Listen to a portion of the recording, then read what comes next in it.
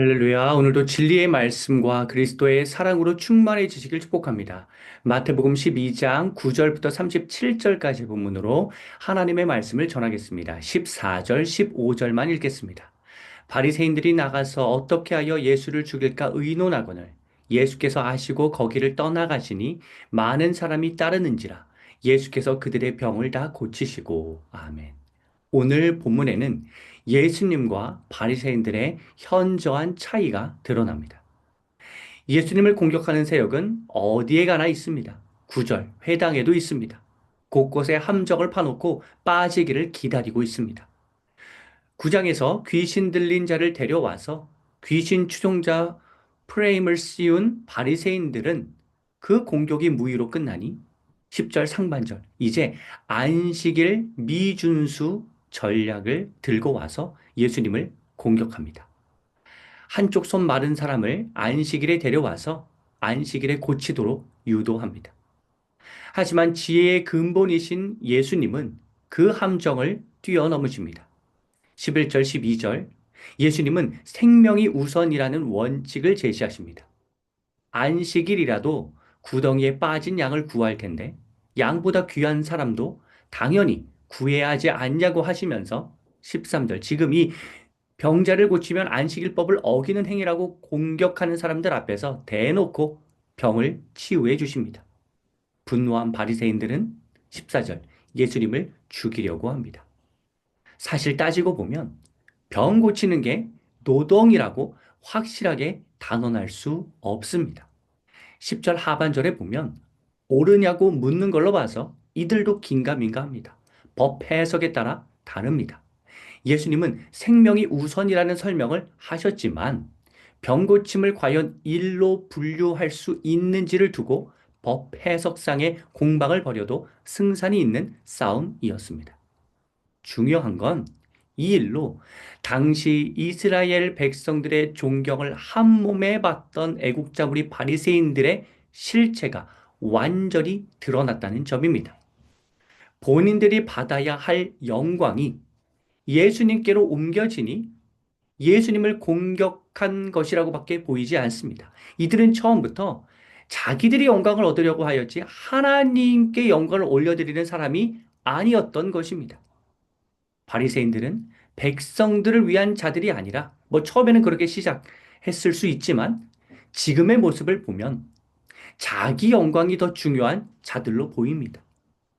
자기들은 병을 고치지도 못하고 말씀의 능력도 부족한데 예수님은 병도 고치시고 말씀의 지혜도 출중하시니 월등하시니 열등감이 폭발해서 예수님을 제거하려고 합니다. 부족함을 메우려고 하지는 못할 망정 예수님을 죽이려고 하다니 참으로 안타깝습니다. 진정으로 백성들을 위한다면 병이 고쳐졌을 때 자기들이 못하는 사역을 하니 환영하고 그 사람이 더 잘하도록 격려하고 연합하고 독려해야 하는데 인기 빼앗긴다고 해서 백성들에게 도움이 되는 사역을 하는 사람을 사용 못하게 하니 이게 어떻게 공동체를 위한 물이라고 할 수 있겠습니까? 그런데 바리새인들과는 전혀 다른 예수님의 행보가 오늘 본문에 보면 드러납니다. 살해 위협까지 당하고 있는 상황에서도 예수님은 15절 여전히 많은 사람들이 따라와 병을 고쳐달라고 하시니 고쳐주십니다. 진정으로 백성들을 위한 사람이 누구인지 확연되는 분수령입니다. 극명한 차이를 나타내고 있습니다. 8장에 보시면 8장으로 돌아가서 보면 8장 마지막 구절에서 귀신 들린 자 죽기 사역 이후 사람들이 쫓아냈을 때도 예수님은 구절 처음에 보면 여전히 치료하면서 다니십니다. 9장 34절 귀신의 왕을 의지한다고 모함을 받았을 때도 예수님은 35절 이어지는 35절에 보면 여전히 치료하면서 다니십니다. 예수님의 행보는 일관됩니다. 사람들이 핍박하더라도 여전히 주님께 영광을 올려드리고 사람을 살리면서 구원의 길로 인도하시는 사역을 묵묵히 감당하십니다.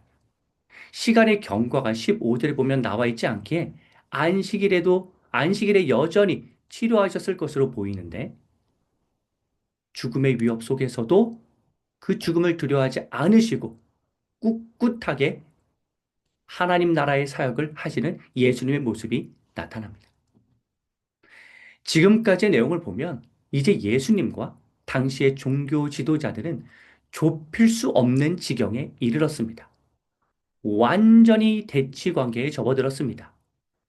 이러한 상황일 때 예수님이 어떠한 방식으로 구원 사역을 하셨는지가 강조되는 구절이 바로 16절부터 21절까지입니다. 자, 당시 종교 지도자들은 예수님을 죽이려고 하였습니다. 14절에 보면. 하지만 16절부터 29절, 21절에 보면 예수님은 그렇지 않습니다. 예수님이 하셨던 조치는 일단 16절, 자기를 나타내지 말라고 경고하십니다. 이는 예수님이 공동체 어떤 분란을 일으키기 위해서 내 사역 떠벌리려고 하는 의도가 전혀 없음을 나타내기 위함입니다. 지금 병든 자들을 고치시는 사역은 그 사역이 필요하기 때문에 순수한 동기로 계속 하고 계시는 것이지. 당시 종교 지도자들을 대상으로 어떠한 폭동을 일으키고 세력화해서 대치하려는 모습이 전혀 없습니다. 당시 종교 지도자들은 세력을 규합해서 어떻게 해서든지 예수님을 몰아내려고 죽이려고 온갖 폭력적인 방법을 조장하면서 대치하나 예수님의 방식에는 폭력과 폭동이 보이지 않습니다. 이 점을 명확하게 하기 위해서 마태는 17절부터 21절까지 이사야 42장 1절부터 4절까지를 인용합니다. 메시아 예수님은 예언대로 분란과 폭동의 방식이 아니라 이 세상이 평화로워지기를 바라시는 마음에 모든 활동을 하신다는 점을 분명하게 합니다. 이방은 온 세상을 뜻합니다. 18절 심판을 세상에, 온 세상에 알게 하시는 예수님의 방식은 다툼도 아니고 큰 소리도 아닙니다. 고요하게 이루어집니다. 20절 절망에 빠진 사람들을 희망과 승리로 이끄시기 위해서 모든 활동을 하시는데 그 방식은 정의롭고 사랑을 기반으로 한다고 강조합니다. 21절 자연스럽게 세상의 모든 사람이 주님을 바라보게 되도록 하십니다. 평화로운 방식으로 이 세상이 모두 다 사랑으로 충만해지기를 바라는 마음으로 이렇게 공생의 활동을 하십니다. 예수님은 그러니까 내용적인 측면에서도 당시 종교 지도자들보다 월등히 앞서지만 방법적인 측면에서도 선으로 악을 이기는 방식을 취하십니다. 하지만 바리새인들의 공세는 끝나지 않죠. 오늘 본문으로 한정해서 보더라도 22절 상반절 귀신 들리고 눈도 멀고 말도 못하는 사람을 예수님에게 데리고 옵니다. 여기에는 두 가지의 의도가 깔려 있습니다. 그동안에는 귀신 들린 사람을 데려왔는데 이번에는 그보다 더 상태가 좋지 못한 사람을 데리고 와서 이 사람은 고치지 못하시지 않을까라고 하는 생각도 있고 만일 고치시더라도 다시 이 귀신의 왕의 힘으로 치유한다고 덮어 씌우면 되었기에 고쳐도 공격할 수 있고 못 고쳐도 공격할 수 있는 것이었습니다. 무능력으로 공격할 수도 있고 귀신의 왕으로 공격할 수도 있었습니다. 바리새인들의 아주 치밀한 치졸한 계략입니다. 결과가 어떻게 되었나요? 22절 하반절 사랑의 주님은 이 사람을 고쳐주십니다. 늘 그렇게 하셨듯이. 23절 무리는 놀라서 다윗의 자손이라고 고백하고 24절 바리새인들은 귀신의 왕 바알세불의 추종자라고 프레임을 씌웁니다. 앞에서 안식일법 미준수로 공격했지만 유효타가 되지 않아서 과거의 전략을 다시 들고 와서 예수님을 귀신의 왕으로 몰아갑니다. 앞에서 말씀드렸듯이 지금 바리새인들의 실체가 드러나고 있습니다. 바로 앞에 사건, 치유 사건, 그 손 마른 사람 치유 때는 예수님이 바리새인들의 실체를 막 조목조목 따지면서 구체적으로 물으시지 않으셨습니다. 하지만 이번에는 분명하게 말씀하십니다. 25절. 왜 율법에 정통한 자들이 하나님의 권능과 역사를 가로막는지, 왜 분쟁을 일으키는지. 26절. 사탄을 내쫓으면 환영해야 하는데 사탄이 사탄을 쫓아낸다고 하면서 귀신을 쫓아낸 자를 도리어 공격하면 그 공격한 너희가 사탄의 편인 것은 아닌지. 27절. 대체 너희의 능력 부족을 인정하고 하나님의 권능을 힘입기 위해서 힘써야지. 왜 하나님의 능력으로 활동하는 사람을 깎아내리려고 하는지. 귀신을 쫓아냈는데 귀신의 힘으로 했다고 하면서 너희가 믿는 하나님의 능력을 그렇게 폄훼할 수 있는지. 예수님은 그동안 바리새인들을 인내로서 대하셨는데 이번에는 심판의 칼날을 휘두르시듯이 아주 예리하게 비판하십니다.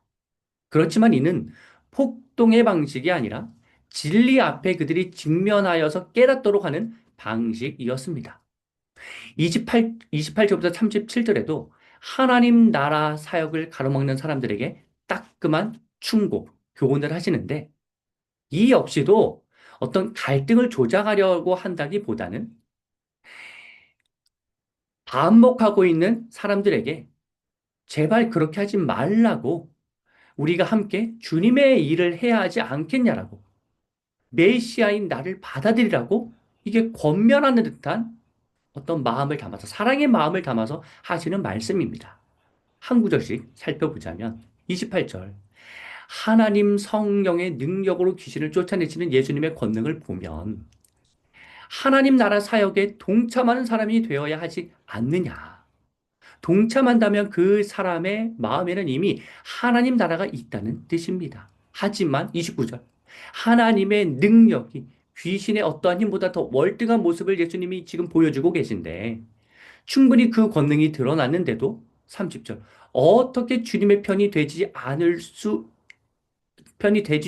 있는지 여전히 하나님의 반대편에 서 있다면 그 사람은 31절, 32절 하나님 성령을 모독하는 것이기에 심판을 받게 되어 있다고 말씀하십니다. 죄를 사하러 오신 예수님을 스스로 걷어차 죄 용서받을 기회가 상실된 것입니다. 인간적으로 예수님을 싫어할 수는 있지만 예수님을 통해 드러나는 하나님 나라 사역을 이렇게 철저하게 막는 사람은 천국으로 가지 못할 뿐 아니라 이 땅에서도 벌을 받게 되어 있다고 말씀하십니다.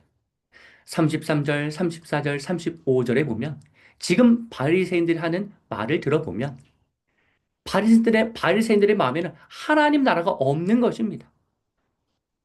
선한 마음이 없는 것입니다. 하나님의 선이 그 안에 있다면, 옳음이 있다면 이렇게 나쁘게 말하고 행동할 수 없는 것입니다. 예수님을 통해 하나님의 영광과 권능이 드러나고 있는데 이렇게 받아들이지 못한다면 그건 이미 바리새인들이 하나님의 자녀 되기를 포기하고 독사의 자식, 사탄의 자식이 되었다는 의미입니다. 36절, 37절 심판의 날이 이르면 예수님으로 인하여서 구원을 얻어야 하는데 하나님의 아들 예수님을 믿지 않기에 심판의 자리에서 온갖 말로 자기 변호를 하더라도 예수님이 빠져 있으면 아무 소용이 없는 것입니다. 구원을 받을 수 없는 것입니다. 지금 이러한 큰 틀에서 보면 성령 회방죄는 단순히 한두 번 실수로 내뱉은 말로 인해서 용서가 불가능하다는 불안감을 조성하는 말이 아니라 본질적으로 주님을 아예 받아들이지 않는 교만한 자들, 오늘날로 따지면 인간이 하나님보다 더 높다고 주장하는 사람들, 무신론자들, 불신론자들, 교회를 다니지만 자기 생각으로 가득 차 있어서 하나님이 들어올 곳이 없는 그러한 교만한 자들을 대상으로 한 교훈입니다. 사랑하는 성도 여러분, 세상에는 여전히 주님에게 관심이 없는 수준을 넘어서서 주님을 믿는 자들을 핍박하는 자들이 득실거립니다. 이들은 모두 성령 회방죄, 하나님의 사역을 가로막는 죄를 범하고 있습니다. 그럴 때 예수님이 보여주신 내용과 방식을 묵상하시면서 그에 따라서 모든 세상의 거짓된 술수를 선한 방법으로, 선한 방식으로, 선한 내용으로 이겨내길 하나님께서는 원하십니다. 아울러 우리의 죄를 용서하시는 주님께 감사하는 마음을 갖고 위협적인 상황 속에서도 묵묵히 주님의 길을 걸으셨던 예수님 본받기를 하나님께서는 원하십니다.